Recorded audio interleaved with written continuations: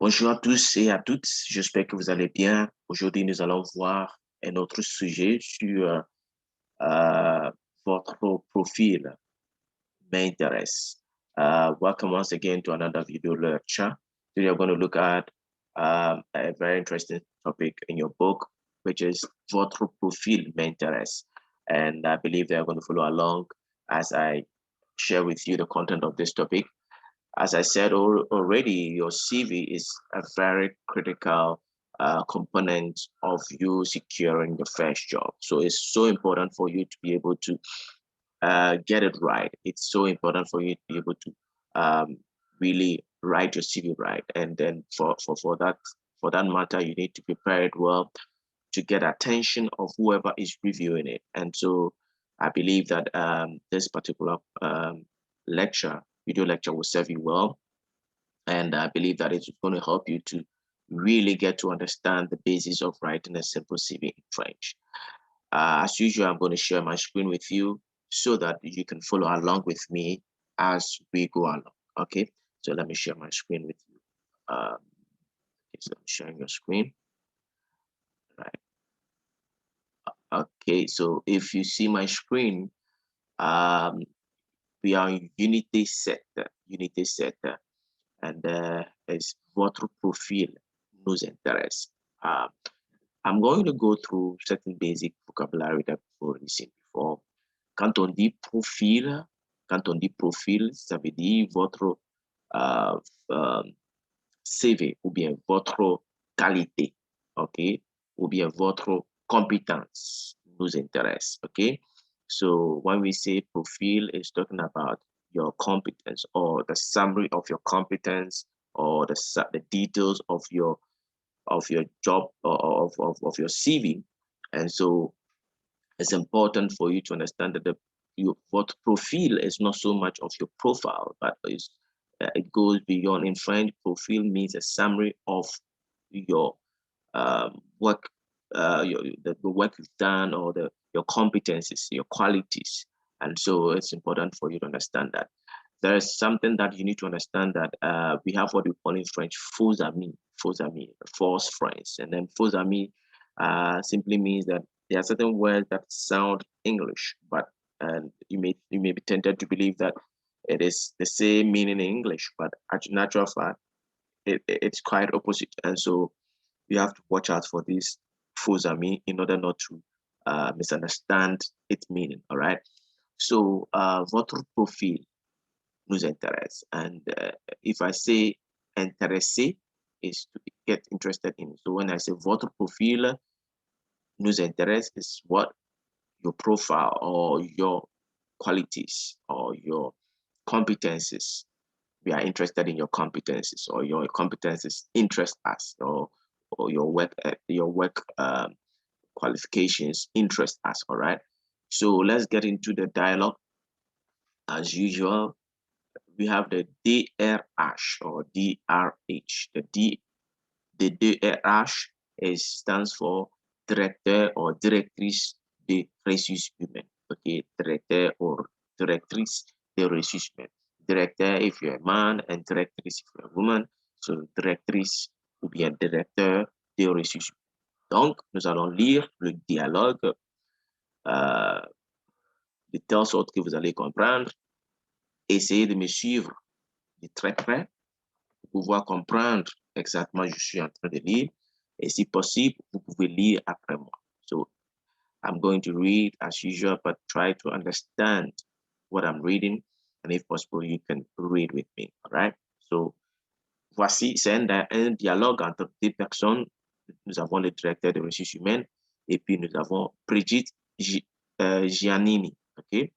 Donc, je vais jouer les deux dialogues entre le directeur des ressources humaines et puis Brigitte. D'accord?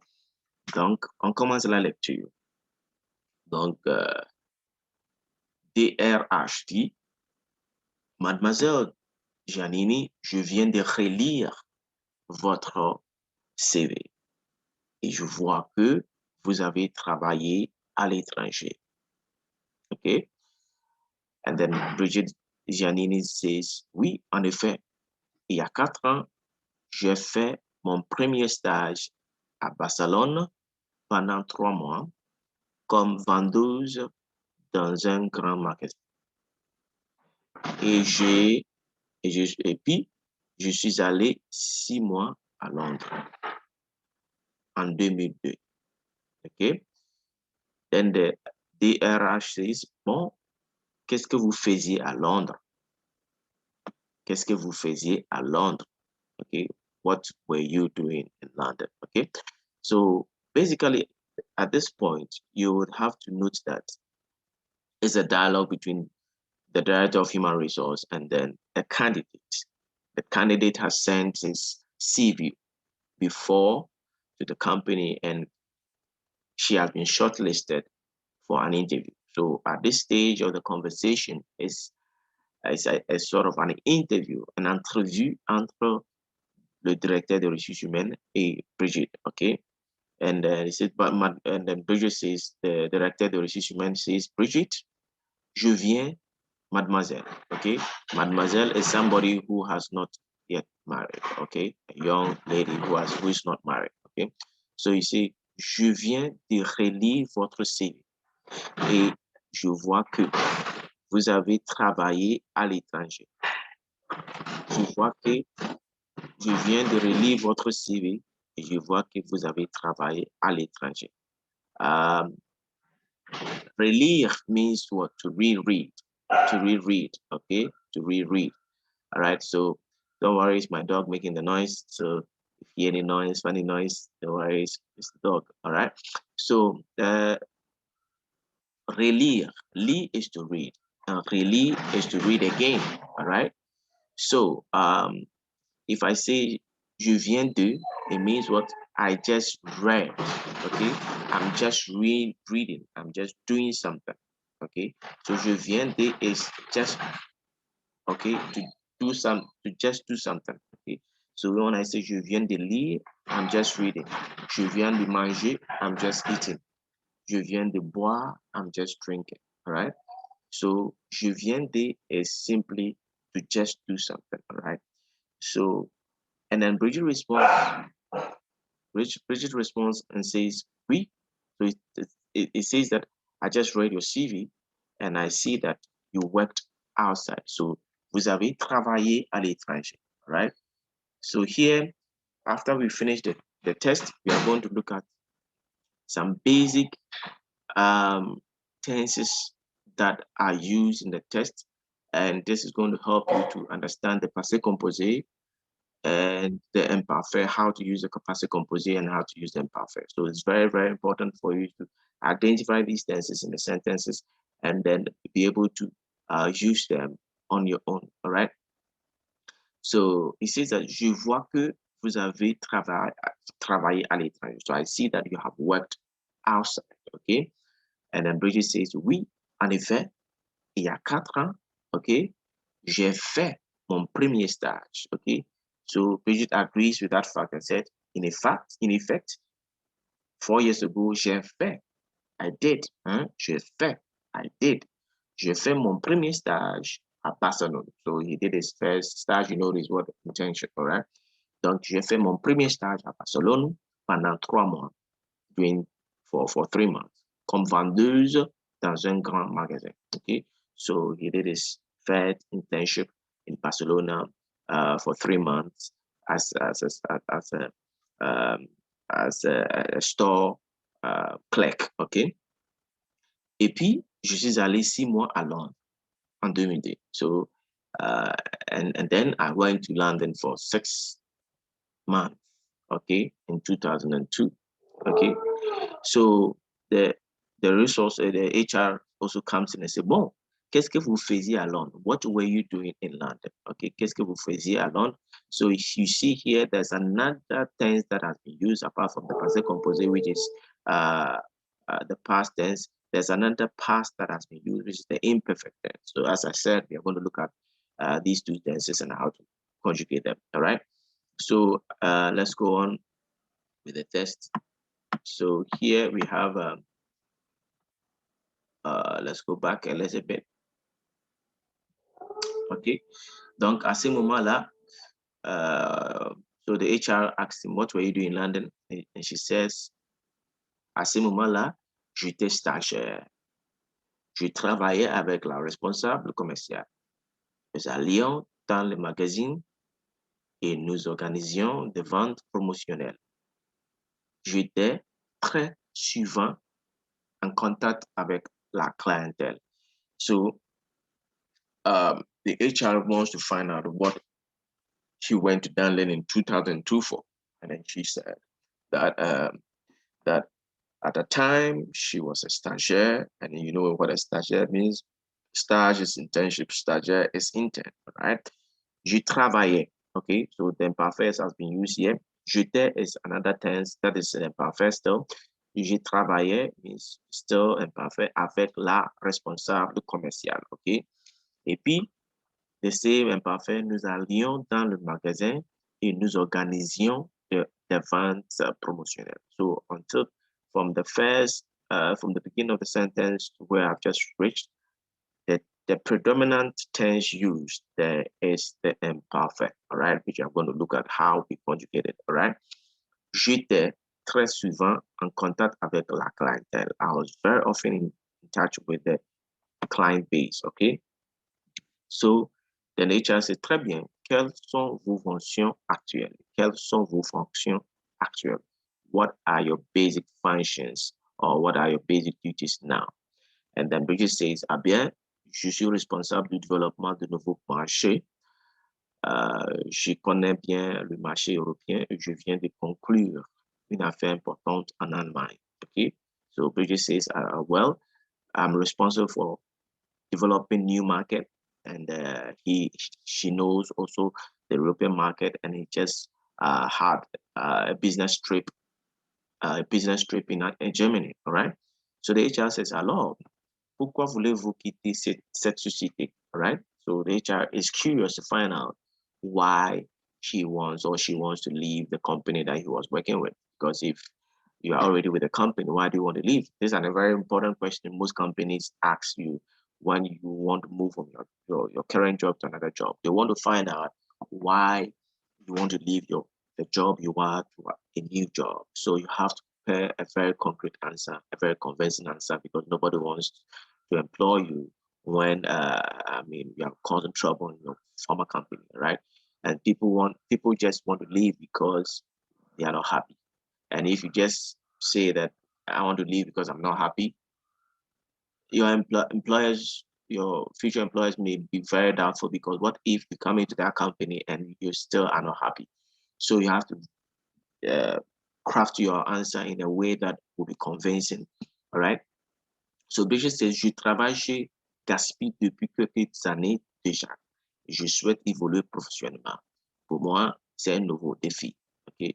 So he says that I've been working with Gaspi for some years now, and I want to move on professionally. For me, it's a new challenge. So he gave an answer that he wants to challenge himself. He wants to challenge himself. He's been working with the company for years, and he wants to move on professionally, and he wants to give herself a new challenge. Okay. So en bref, voici les tests que nous venons de lire. Okay. So this is a very simple test that we just read, and you have to really look at the key vocabulary that you need to understand. So I'm going to go through the key vocabulary that you need to understand before we get into the details. Okay, so in general, we have most of the words we have already looked at. Okay, and so you don't have to really worry yourself unless you really do not understand a particular vocabulary. But apart from that, I believe that we have seen most of the vocabulary here. Like for instance, okay, when I say il y a 4 ans, okay, so here the expression il y a shows that 4 years ago, okay, earlier. If I ask you, is there anybody in the room?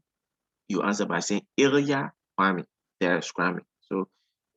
So you can also use earlier to express the duration of time that has passed. Okay, so il y a 4 ans, j'ai fait. So 4 years ago, I did. All right, and obviously, pendant. Okay, pendant 3 months, during 3 months. Okay, and so Most of the vocabulary here, you already are conversant with them. When you say stage, you know, it's internship, stagiaire is an intern, okay?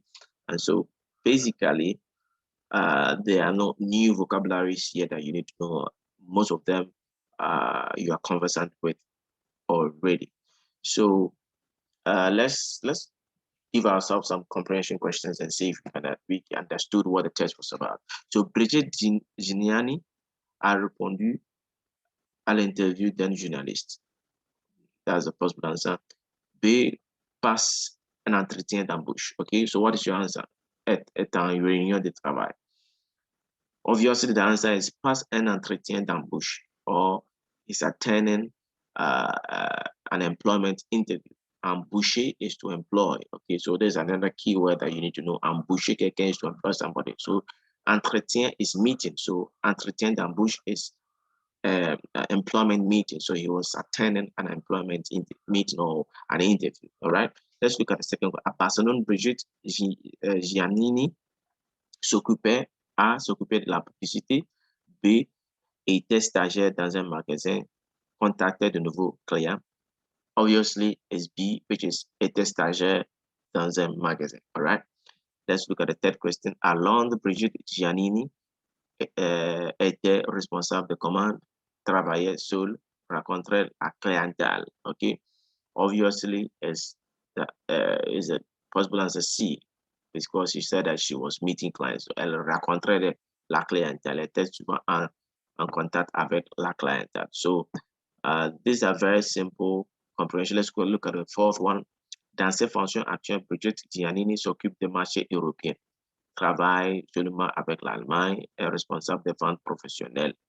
So, currently, what is Brigitte Giannini doing?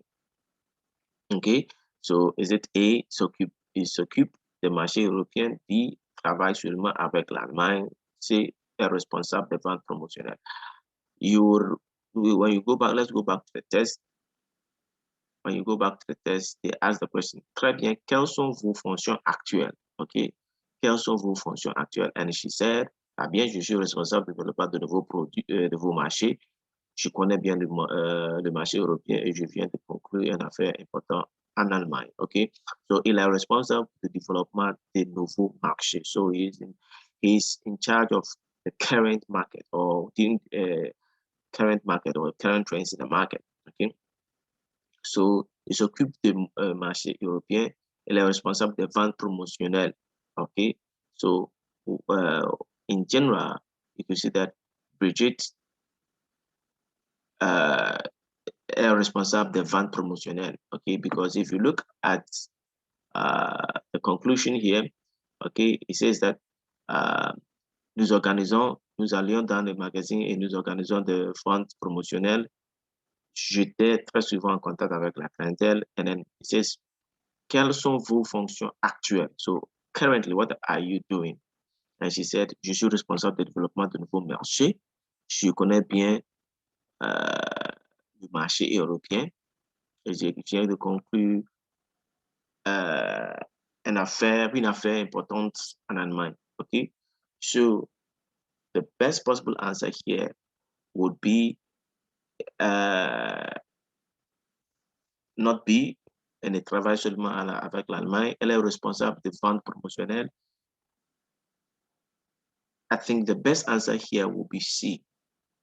Elle s'occupe du marché européen. He was not in charge. She says she knows well the European market, but she's not in charge of them. But majority of the things she did as an intern was that she was responsible for promoting sales. Okay. All right. So let's look at the last question. Brigitte Gianni veut quitter son emploi. Why does she want to leave her employment? Okay. So pour travailler à Londres, pour entrer chez Gatsby, pour réaliser ses objectifs professionnels. So obviously the answer here is C, because she said she wanted to give herself a challenge. She wanted to evolue professionally. She wanted to make progress professionally, and that is why she left, or she's leaving her job. All right. Let's look at some vocabularies that are very key to your understanding. We said actual, current, okay, affair, business, com, ask, connaître, to know, développement, develop, embauche, employ, entretien, meeting, marché, market, puis, then, quitter, leave, responsibility, responsibility, resources, right? Now, let us look at the grammatical aspect I was talking about. It's very important because you need to understand the grammatical aspect to be able to use them in your own constructions, all right? Okay, so pour décrire des activités habituelles passées, to be able to describe what you used to do in the past, you use mostly the imperfect tense, okay, the imperfect tense. So you say, for example, j'ai travaillé avec la responsable commerciale. I was working with. So the imperfect tense is used basically to describe what you used to do in the past, all right? And the passé composé is used to describe what you did in the past. There are two different things. What you did in the past is different from what you used to do in the past, all right? So the imperfect is used to describe what you were doing in the past, okay? And then the passé composé is used to describe what you have already done in the past. So the imperfect tense is used to describe what has been you were doing and you may be still be doing it in the past, all right? With the passive composite, you started the action and you ended the action. But in the past tense, the imperfect tense, you start the action and you continue doing the action in the past, all right? You used to do it. So that is the difference between the past tense and then the imperfect tense. The past tense, you start and you finish it. The imperfect tense, you start and you keep doing it in the past, all right? So nous organisions des ventes promotions. We were organizing sales promotions, all right? So so when we look at the second box here, you see that pour exprimer une durée, to express a period of time. Okay, you say, j'ai fait mon premier stage à Barcelone pendant 3 mois. Okay, j'ai fait, I did, you did it once. So j'ai fait mon premier stage à Barcelone pendant 3 mois. Okay, et puis you say, je suis allé, I went, je suis allé 6 mois à Londres. I went to London for 6 months. So you went to London for 6 months just once. So if you want to use imperfect, you would say j'allais. Instead of saying je suis allé, you say j'allais à Londres. Okay, I was going to London. But because you went to London, she went to London just for 6 months. She said je suis allé. I went for 6 months. Okay, je travaille chez Gatsby depuis quelques années. So okay, depuis since. Okay, since some years now. All right. Pour se situer une action passive, be able to situate yourself in a past activity. You use the past tense also. Je suis allé à Londres, j'ai fait un stage à Barcelone et à 4 ans. All right. So basically, these are the main differences between the passé composé and then the imperfect. It is important for you to understand the two different tenses because there are tenses you cannot do without. If you want to recount a story, you want to recount an event, if you want to recount something you did when you're a child and what something you did yesterday is so important. So if I come to class, I'll go over the two sentences again, but I believe this video will serve you, give you the needed opportunity to understand it before I come to class. And so that if you have any questions that you have, you can ask those questions and then we can go through. But I'll take my time and go through the imperfect and then the passive composite with you because they are very fundamental and they are very important. They are very necessary. So it is important for us to spend much time in that area. And at the end of the day, I'll give you an assignment with it, which you are supposed to recount an event in the past, and you're supposed to use these two tenses predominantly to be able to do that. So, d'accord, nous sommes à la fin de cette cours en ligne. J'espère que vous avez aimé, j'espère que vous avez suivi et j'espère que nous allons se voir encore la semaine prochaine. Laissez vos commentaires, laissez vos questions et puis arrivé en classe, nous allons discuter ça ensemble. Au revoir et à bientôt. Bye bye. let me stop sharing my screen.